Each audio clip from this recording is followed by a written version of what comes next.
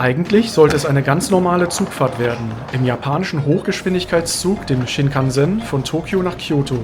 Dass sich auf dieser Reise ein sehr emotionaler Moment für uns ergeben würde, konnten wir zu diesem Zeitpunkt noch nicht wissen. Diese Überraschung hat mit unserer ganz persönlichen Lebensgeschichte zu tun und liegt schon ein paar Jahre zurück. Aber dazu kommen wir später. Fangen wir erst einmal ganz vorne an. Da sind wir schon. Und zwar am Bahnhof von Tokio. Wir haben Uber genommen. Genau, wir hätten auch die U-Bahn nehmen können, aber wir haben ein bisschen zu viel Gepäck. Das ist etwas unhöflich in der U-Bahn mit dem dicken Rucksack und so.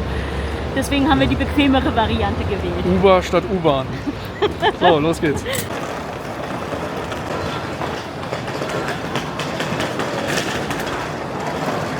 Da oben steht's, Shinkansen. Direkt wenn man reinkommt, wurden jetzt vom Uber am Bahnhof abgesetzt. Und direkt wenn man drauf zugeht, kann man so ein Ticket ausdrucken. Aber wir haben ein QR-Ticket. Das heißt, wir legen das einfach nur auf dann beim Eingang halt auf und brauchen das halt nicht ausdrucken. Ja, hier auf dem Plakat sieht man, wie das Gepäck zu verstauen ist. Wenn man wenig Gepäck hat, dann kann man das einfach in den Ablagefächern oberhalb verstauen. Wenn man jetzt Gepäck hat, das ein bisschen größer ist, also 1,60 Meter bis 2,50 Meter, dann gibt es hier spezielle Sitze, und zwar immer die letzten Sitze, die letzte Reihe pro Waggon, wo man dann das Gepäck eben hinter dem Sitz verstauen kann. Das ist der Oversized Baggage Area, das muss man dann separat buchen. Und eine dritte Möglichkeit ist, das ist das Oversized Baggage Compartment. Das befindet sich nicht direkt am Sitz, sondern wenn man halt aus dem Großraumwagen halt rausgeht, also zwischen den Waggons sozusagen, kann man die dann hier auch nochmal verstauen. Da gibt es dann auch hier so einen Code, da scannt man dann seine IC-Card und kann das Gepäck dann anketten sozusagen oder anleinen, dass das nicht geklaut wird. Ja, bei uns sieht das so aus, wir haben jetzt hier diese 2 Trolleys, einen kleinen Rucksack, einen größeren Rucksack und ich habe jetzt hier auch noch einen größeren Rucksack, also wir haben insgesamt 5 Stücke. Ja, gut, wir haben im Vorfeld vor 3 Wochen über die SmartX-App haben wir genau nämlich so eine Oversized Baggage Area gebucht, in der Hoffnung, dass wir nicht negativ auffallen, wenn wir dann so viel Gepäck mit uns tragen. Gut, ja, das war's zum Gepäck. Dann gehen wir gleich mal in Richtung Gleis, holen uns vielleicht noch was zu futtern, weil es gibt nämlich nichts zu essen in dem Zug. Es gibt keinen Speisewagen, wie man das von Deutschland aus kennt. Deswegen muss man sich im Vorfeld versorgen. Das machen wir gleich mal.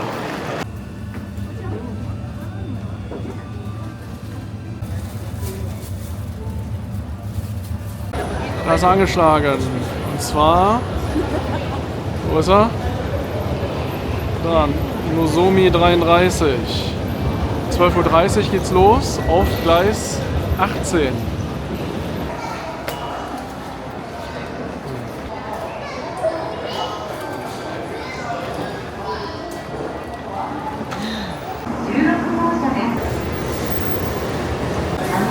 Erstmal kommt die Putzkolonne.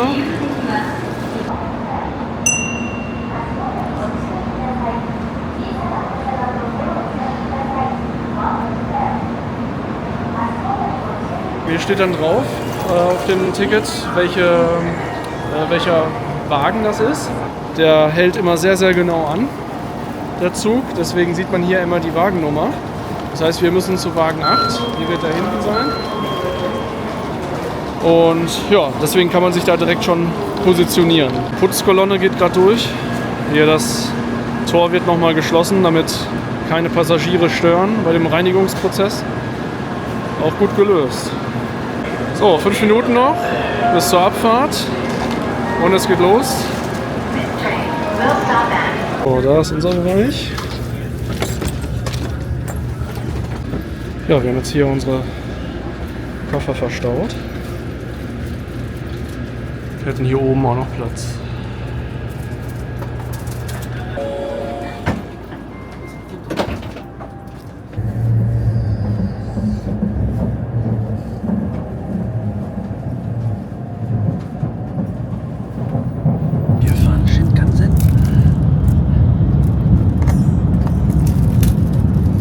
gilt als unhöflich, wenn man in öffentlichen Verkehrsmitteln wie der Bahn oder der U-Bahn laut redet. Deswegen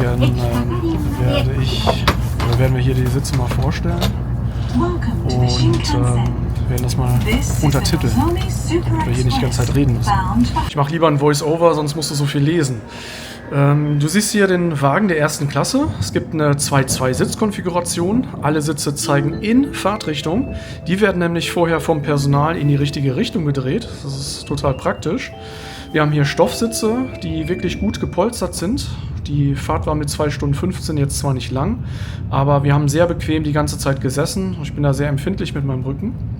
Von der Beinfreiheit her war das auch wirklich sehr gut. Für Aniela geht das sowieso mit ihren 1,60, aber auch mit meinem Standard 1,80 Meter Größe war das hier in Ordnung. Die Sitze lassen sich auch recht weit nach hinten neigen, also ein recht großer Neigungswinkel. Wenn der Vordermann jetzt seinen Sitz nach hinten neigt, ist es aber auch noch akzeptabel für einen selber. Und naja gut, wir sitzen in der letzten Reihe, da brauchen wir uns auch keine Gedanken machen, dass wir den Hintermann stören, wenn wir den Sitz nach hinten neigen. Wir finden, dass der Platz so ein bisschen wie im Flugzeug aussieht, mit Sonnenblende und dieser Fensterform. Also schon wirklich sehr, sehr angenehm. Zwischen den Plätzen gibt es 2 Steckdosen, da kann man dann seinen Adapter nutzen. Und in dem oberen Gepäckablagefach befinden sich Decken, die man sich ausleihen kann. Sind auch alle hygienisch eingeschweißt, also wenn es mal kalt wird, kann man die nutzen. Jeder Sitz hat 2 Tischchen. Einmal ein kleines Tischchen, eher nur so für Getränke, das in der Armlehne verstaut ist. Und dann noch den Esstisch sozusagen an der Rückenlehne des Vordersitzes. Den kann man dann auch ranziehen. Die beiden Tische kommen sich im Normalfall auch nicht in die Quere, es sei denn, der Vordermann hat gerade seinen Sitz in einem ungünstigen Winkel geneigt.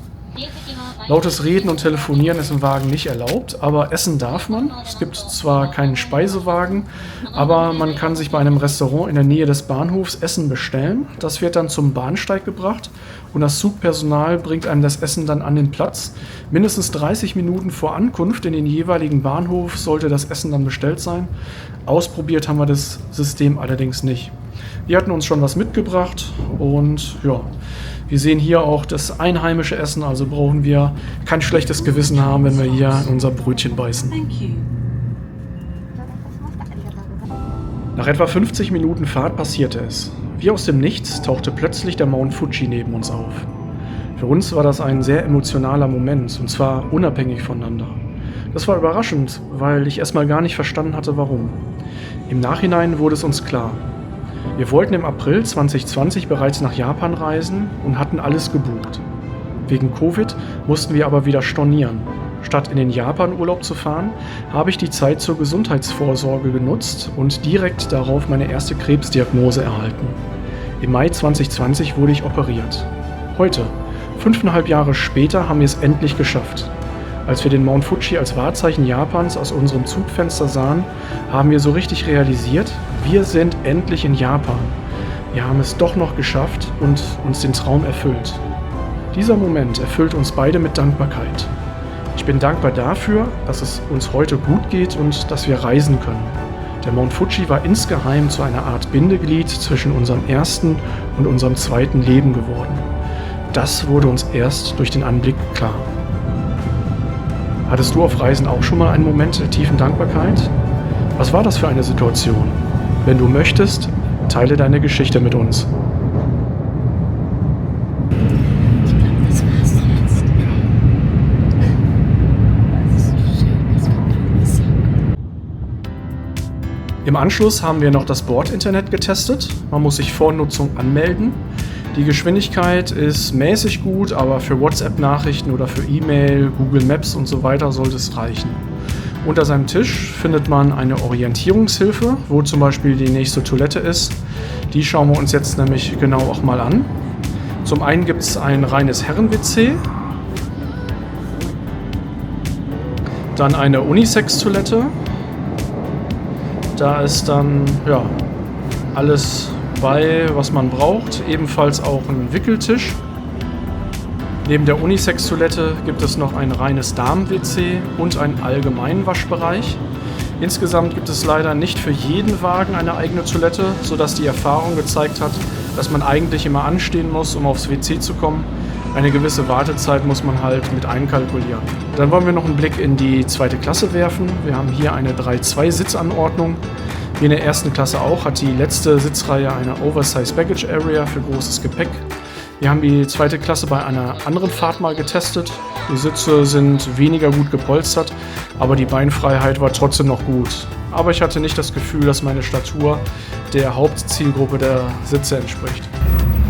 Ich glaube, ich bin breiter als der Sitz.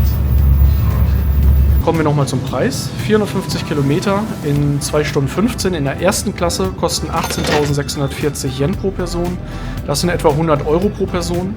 Das zweite Klasse-Ticket kostet 75 Euro pro Person für dieselbe Strecke. Wir finden, dass der Mehrpreis gerechtfertigt ist, aber das muss ja jeder für sich entscheiden. So, das war's schon wieder. Jetzt geht's wieder raus.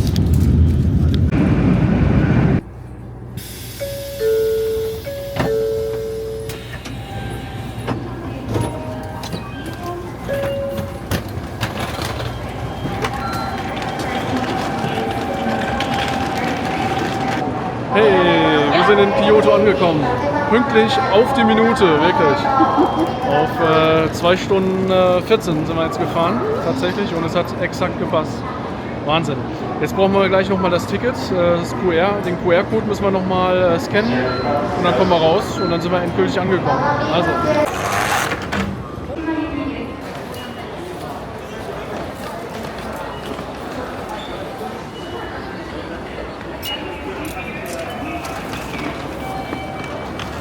Gut. Steht extra dran. Ausländerfreundliches Taxi. Wir heißen Ausländer willkommen. Ist nicht überall der Fall. So, dann wollen wir mal.